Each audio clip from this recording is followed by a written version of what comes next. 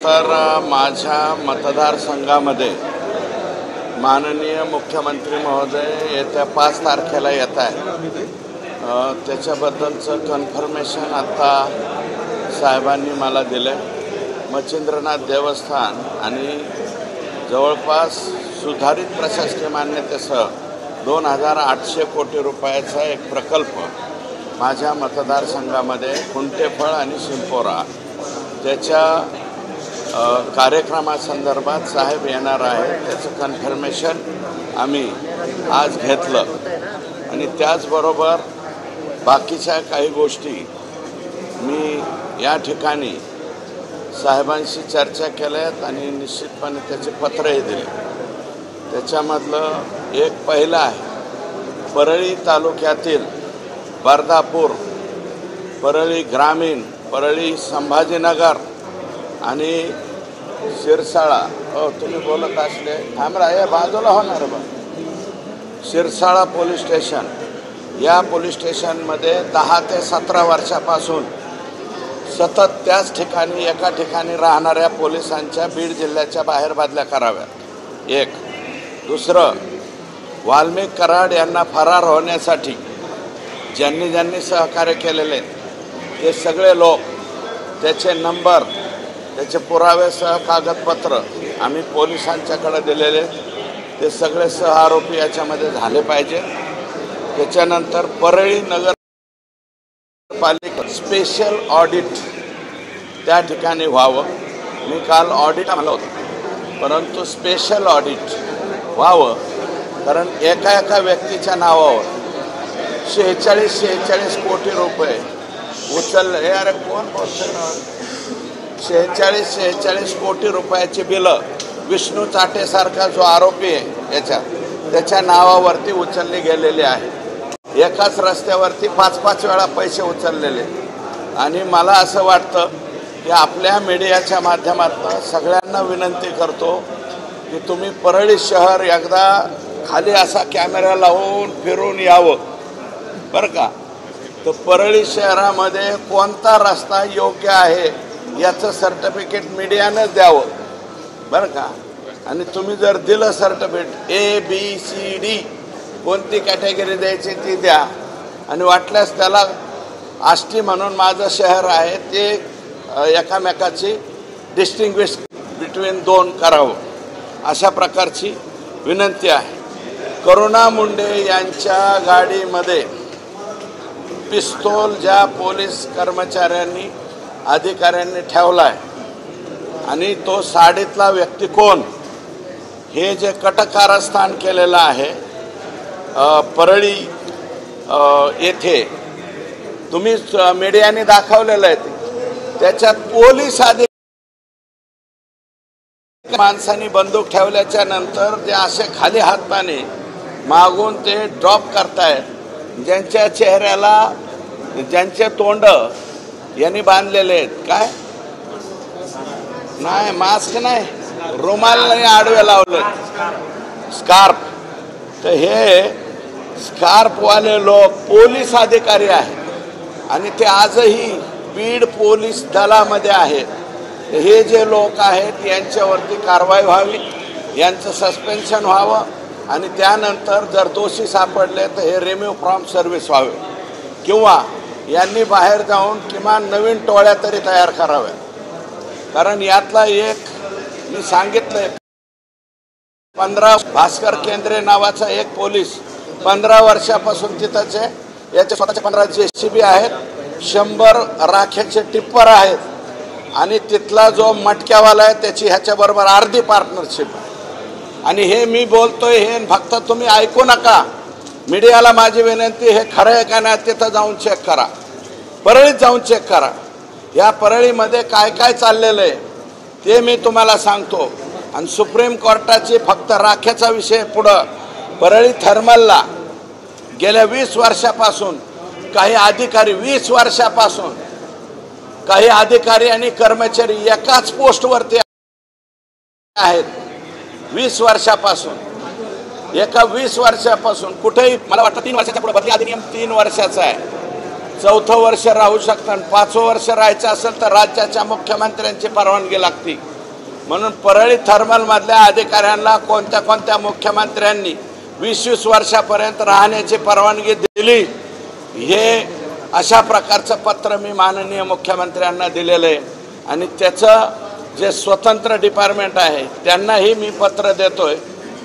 ते काय MSCTCL काय म्हणतात त्याला, बरं का, एक मिनिट माझं होऊ द्या. मग त्याच्यानंतर परळी थर्मलमधलं अवैध राखेचे जे साठे आहेत, अवैध राखेचे जे साठे आहेत, अवैध राखेचे जे साठे आहेत ते साठे जप्त करण्यात यावेत. कोणाकोणाचे आहेत त्यांची सगळ्यांची यादी माझ्याकडे आहे. ती यादी मी पोलीसकडे देणार आहे आणि थर्मलच्या अधिकाऱ्यांकडेही देणार आहे. त्याच्यामध्ये कोण कोण लोक आहेत, उद्याच्याला मीडियात यांची नावं आल्याच्या नंतर तुम्ही आश्चर्यचकित व्हाल, अशा लोकांचे हे डेपो आहे. दुसरं, अवैध वाहतूक आजही परळी थर्मलच्या राखेचे चालू आहे. दिवसा घाबरून बंद आहे, परंतु रात्रीची मात्र ही राख उचलली जाते. आणि ही राख आता बाहेरच्या राज्यातली बंद झाली, बाहेरच्या जिल्ह्यातली बंद झाली, परंतु आमच्या जिल्हा अंतर्गत मात्र चालू आहे आणि बेमालूमपणे चालू आहे. त्याच्यामुळं ह्यांच्यावरती कारवाई व्हावी. भगीरथ बियाणी नावाचे एक व्यापारी आणि भारतीय जनता पार्टीचे कार्यकर्ते यांची अचानकपणे स्वतः गोळी झाडून आत्महत्या केली, त्या आत्महत्येची सुद्धा चौकशी व्हावी, अशा प्रकारची मागणी मी या ठिकाणी केलेली आहे.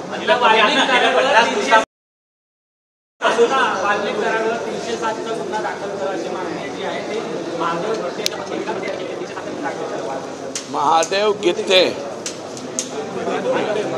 महादेव मुंडे का गित्ते, गित्ते, हो. मग ते मागचं प्रकरण आहे ज्याच्यामध्ये त्यांनी स्टेटमेंट करताना वाल्मिकांना केलता, तर ह्यांनी दुसराच वाल्मिकांना दाखवला.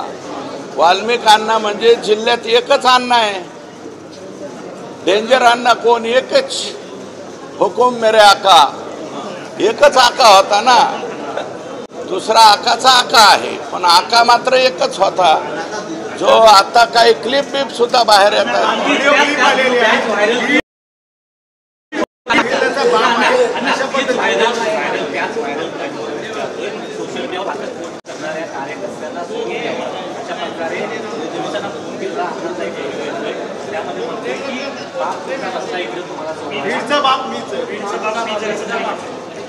हे बघा, मी या क्लिपच्या संदर्भामध्ये माझं असं मत आहे की तुम्हाला या क्लिपचा सिरियसनेस माहीत नाही, पण मला माहिती आहे ही क्लिप पुढचे 10-15 दिवस चालणार आहे. माझी विनंती एकच आहे की कोण त्या महिला अधिकारी आहेत ज्यांना आकानी फोन केलेला आहे, कोण तो आरोपी आहे पोरगा म्हणल्यानं, आणि किरकोळ केस आहे असं कोण म्हणालंय, मी नाही, त्या क्लिपमध्ये आलंय.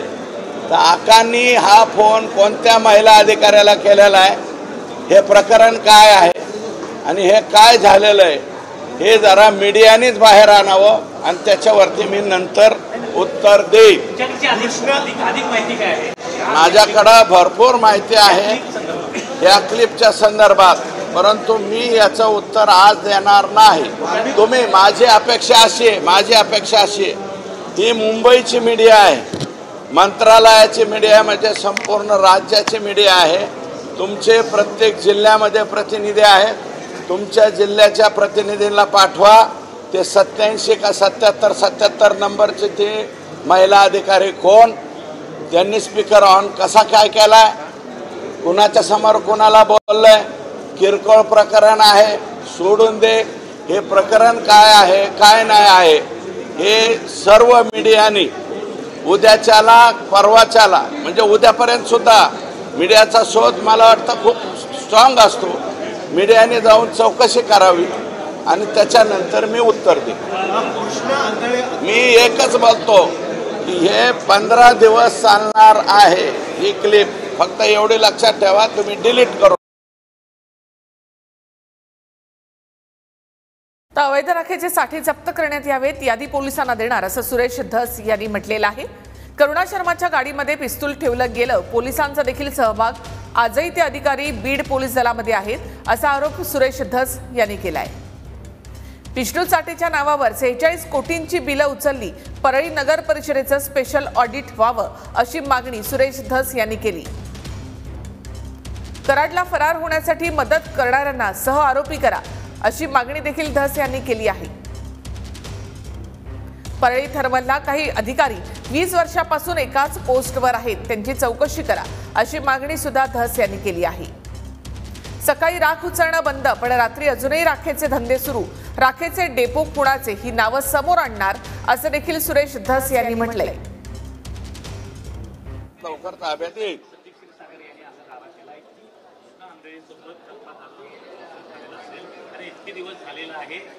नाही, त्यांचं हे बघा, ते दुसऱ्यांदा निवडून आलेले लोकप्रतिनिधी आहे, त्यांचं मत त्यांनी व्यक्त केलेलं आहे, त्याला मी डिनाय करणार नाही. तो त्यांनी प्रश्न मांडलेला आहे, त्याच्यावरती ते बोलतील. अशा प्रश्नाच्या मला वाटतं एकदम काही बोलणं उचित होणार नाही. मी त्यांचं स्टेटमेंट पाहिजे आणि त्याच्यानंतर त्याच्यावरती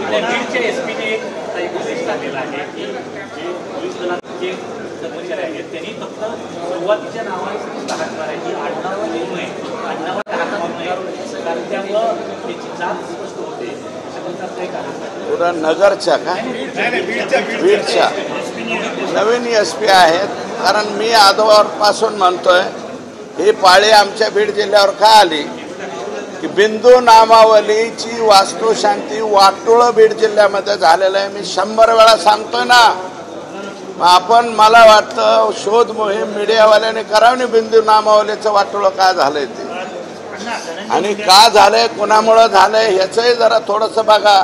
आज SP वरती ही पाळी आली, उद्या कलेक्टर वरती येईल, जिल्हा परिषदेच्या CO वरती येईल, इरिगेशनच्या बाबतीमध्ये येईल, सगळ्याच अधिकाऱ्यांच्या वरती ही पाळी येणार आहे. सौरभ नावाच्या व्यक्तीचा मृत्यू संदर्भातली झाल्याची बातमी आलेली आहे, काय नेमकं प्रकरण आहे? सौरभ मला वाटतं भोंडवे नावाची केस आहे, त्या केसमध्ये काही तथ्य आहे. हे कुटुंबाच्या बाजूने मी स्वतः सुद्धा गेलो होतो. मीडियाचं इंटरेस्ट नाही दिसत, तुम्हीच बडबड करताय. कोण बडबड करताय? हे बघा, सौरभ भोंडवे नावाचा मला वाटतं तो मुलगा आहे. त्याचे वडील माझ्याकडे आलते. केदार नावाचा एक तिथला API हा हक्काचा माणूस होता पाटोदा तालुक्यामध्ये. त्यांनी त्यांची केस दाखल करून घेतलेली नाही. माझ्याकडे आत्ता परत आलते. मी स्वतः SP-कडे त्यांना पाठवलं होतं आणि आता PIला त्याची केस त्या ठिकाणी घ्यायला लावली आहे.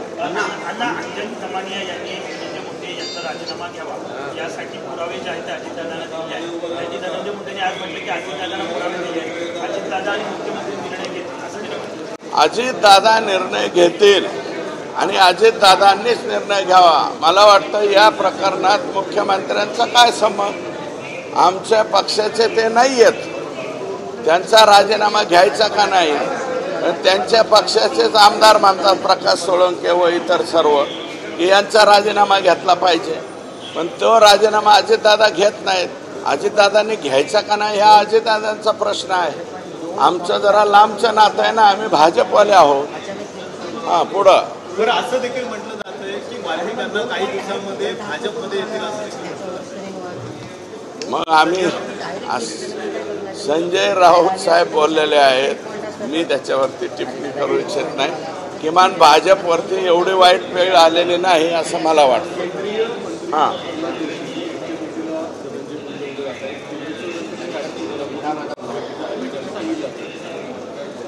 केंद्रीय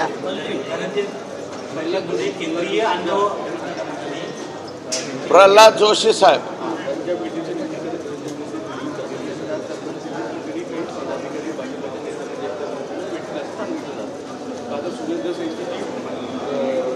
मला राज्यापुरतंच माहिती हो, 6वा मजला आणि त्याच्या खालचे 5 मजले, याच्या पलीकडे मला माहीतच नाही. मी अडाणी माणूस आहे आणि तुम्ही मला केंद्राचं दाखवताय.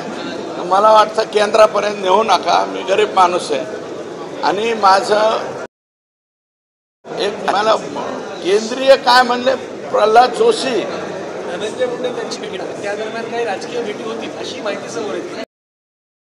आता ते कोणाबरोबर भेटी होतील, काय भेटी होतील, ते तुमचा कॅमेरा त्यांच्या पाठीमागे सोडून द्या, आम्हाला काय करायचं. फक्त माझी एक विनंती आहे की आमच्या पंकजाताई यांनी या वर्षीच्या भगवान भक्तिगडाच्या जो दसऱ्याचा मेळावा झाला, त्या दसरा मेळाव्यामध्ये एक वाक्य वापरलं होतं की ज्यांच्याशिवाय धनंजय मुंडेंचं पान हलत नाही असे वाल्मिक अण्णा. हे बहुतेक तुमच्याकडं जर स्टोअर असेल तर ते वाक्य सुद्धा काढून ठेवा, कारण आजचा तो फोन त्या लेडीचा झालेला आहे तो अतिशय भयानक प्रकरणामधला आहे. आणि मग ते पान सुद्धा धनंजय मुंडेंशिवाय हल्लंय का नाही हे मला बघायचं. पालकमंत्री म्हणून बीडला बैठक घेतात, तुम्ही सातत्यानं धनंजय मुंडेंची राजीनाम्याची मागणी करताय. त्या बैठकीमध्ये मी राजीनाम्याची मागणीच केली नाही ना. अहो मी नाही, प्रकाश सोळंकेंनी मागणी केली. राष्ट्रवादी मोर्चे जे निघतात मोर्चेकरी मागणी करतायत, मी कुठं मागणी केली अजून. मी अजून धनंजय मुंडेंच्या राजीनाम्याची मागणी केली नाही.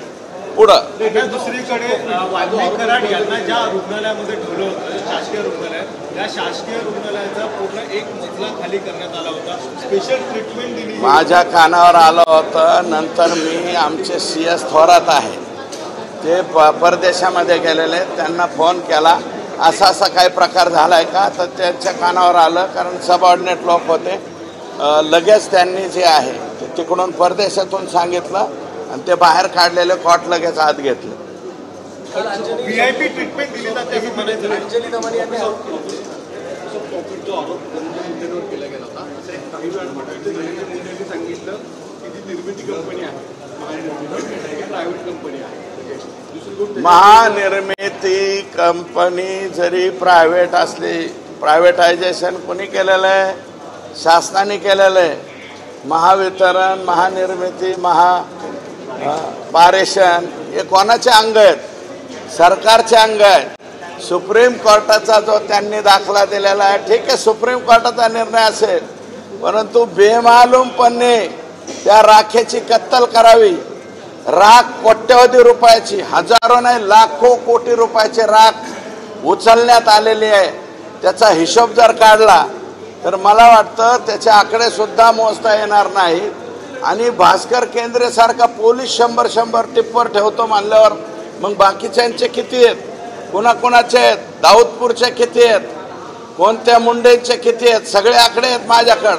पण तुम्हाला माझी विनंती आहे ना, मीडियाला जाऊन जरा बघा ना, तुम्ही नीटनाटकं बघा ना. ते सुप्रीम कोर्टाचा गोंडस म्हणजे आदेशाचा गोंडस नाव मला वाटतं मुंडे साहेबांनी घेऊ नये अशी माझी विनंती.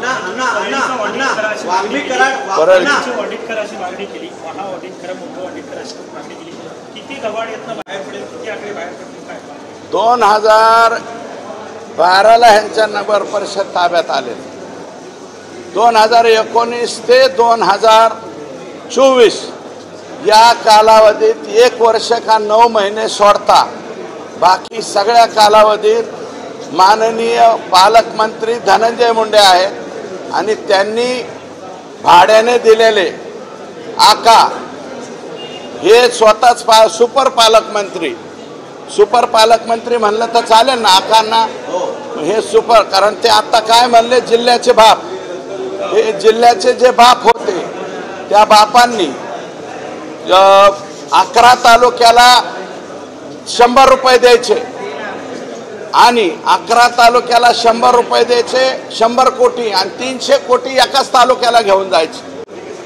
असा पद्धतीचा कारभार बीड जिल्ह्यामध्ये झालेला आहे. त्याच्यामुळं हे सुपर आका, सुपर पालकमंत्री, आका बोका बाका ह्या सगळ्यांनी किती नेमके पैसे खाल्लेले आहेत, कसे खाल्लेले आहेत, म्हणून परळीच्या नगरपालिकेचं स्पेशल ऑडिट व्हावं ही मागणी मुख्यमंत्र्यांकडे मी केलेली आहे आणि आता एकनाथ शिंदे साहेबांकडे जाऊन करणार आहे. अण्णा तुमच्या वाल्मिक कराडांना स्पेशल ट्रीटमेंट दिली जाते का असं तुमचा काही आरोप आहे का? मला नाही वाटत. स्पेशल ट्रीटमेंट देण्याचा प्रयत्न करत होते हे लोक, पण कोर्टाने त्याच्यावर आता नाही, स्पेशल नाही. अहो हे मागचे 4 वर्ष पालकमंत्री हे स्वतः पालकमंत्री नव्हते. शॅडो पालकमंत्री म्हणा, सुपर पालकमंत्री म्हणा किंवा सुपर आका म्हणा, हे सगळ्याच्या सगळं कोण होतं? अण्णा, आका अण्णा. तर हे जे आका आहे, ह्या आकांनी काल 26 आकडे सांगितले, मी 226 म्हणलंय. अहो बरचसं पोलीस दल, बरेचसे हे यांच्याच नियुक्तीवाले आहेत. आणि मी आज जे पत्र दिलंय की हे जे पोलीस दल आहे हे सगळं बीड जिल्ह्यातलं काढावं आणि माननीय मुख्यमंत्री हे गडचिरोलीचे पालकमंत्री आहेत, या सर्वांना तिकडे घेऊन जावं अशा प्रकारची विनंती त्या ठिकाणी केलेली. धनंजय मुंडेंचा राजीनामा न घेणं राजकीय अपरिहार्यता आहे काय? कोणाची? धनंजय मुंडेंचा राजीनामा न घेणं. ते अजितदादांना विचारा. आम्ही कोण? अरे 3.5 तालुक्याचा आमदार आहे मी, किरकोळ माणूस आहे. अजित पवार बोलले की काल दमानी यांनी भेट घेतली दादांची. अजित पवारांचं म्हणणं असं होतं मी आज मुख्यमंत्र्यांसोबत चर्चा करतो, त्या आर्थिक अनियमितता आहे की नाही ते तपासतो आणि नंतर निर्णय देतो. कशात? धनंजय मुंडेंच्या राजीनाम्यासंदर्भात मी पीक विम्याच्या संदर्भात सुद्धा चौकशी लावावी म्हणून मी पत्र दिलेलं आहे. मी आरोप केलेला आहे राज्यामध्ये जवळपास 5,000 कोटी रुपयाचा पीक विम्याचा घोटाळा झालेला आहे. आणि आज पत्र दिलं आहे मी सेक्रेटरी किंवा विभागीय आयुक्त एक आणि ते सांगतील तेवढे सदस्य घेऊन पीक विमा घोटाळ्याची चौकशी करावी. आणि अजितदादांच्या बद्दल मी काय बोलणार? मी छोटा माणूस आहे ना. अजितदादा 7 वेळा उपमुख्यमंत्री आहे. मी 3.5 तालुक्याचा आमदार आहे. मी गरीब माणूस आहे. एवढ्या छोट्या माणसांनी त्यांच्यावर आणि अंजलीताईंवर बोलणं कसं शक्य आहे मला सांगा. अंजली दमानिया ह्या म्हणजे राज्याच्या प्रमुख हे आहे. मी 3.5 तालुक्याचा माणूस आहे. त्यामुळे त्यांच्या दोघांच्या बद्दल मी कसं उत्तर देऊ?